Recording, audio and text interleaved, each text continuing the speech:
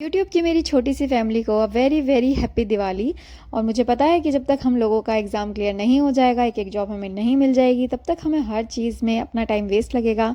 But still जब festive season आता है और फेस्टिवल्स आ ही जाते हैं तो 1 से 2 दिन तो उसमें ज़रूर लग ही जाता है, और इतना तो बनता भी है। आखिरकार दिवाली है जो साल में एक बार आती है।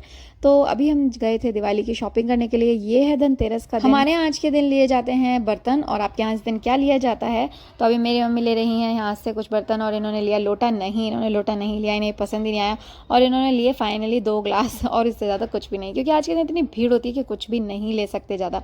और फिर हमने थोड़े बहुत डेकोरेशन का सामान लिया। हर साल मैं इन दुकानों से बहुत सारी चीज़ें ले लेती हूँ। मेरे घर पे बहुत सारी चीज़ें ऐसी डेकोरेशन की ना मैंने इकट्ठी करी हुई हैं, फिर भी मैं हर साल कुछ ना कुछ उठा के ले ही लेती हूँ। इस बार मैं भी कुछ पिंक वाले ऐसे करके फ्लावर्स लेके आई हूँ, और मैंने उन्हें घर पर जाकर डेकोरेट भी किया था। और उसके बाद मैंने और भी आगे की बहुत सारी चीज़ें देखी।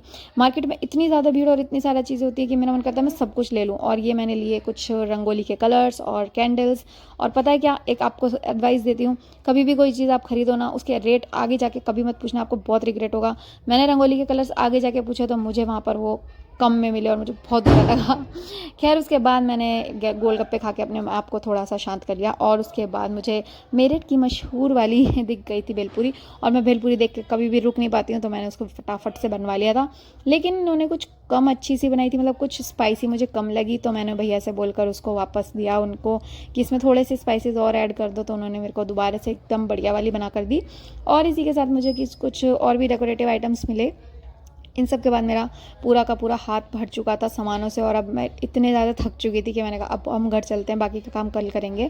और घर जाकर हम अपनी इन चीज़ों को अलग अलग कर रहे थे, क्योंकि एक आपस में काफ़ी ज़्यादा उलझ गई थी। और इन सब में हमें पता कितनी देर हो चुकी थी। हमें रात को सोने में बज चुके थे 1:30, लेकिन अभी तो आपको 12:30 दिख रहे हैं।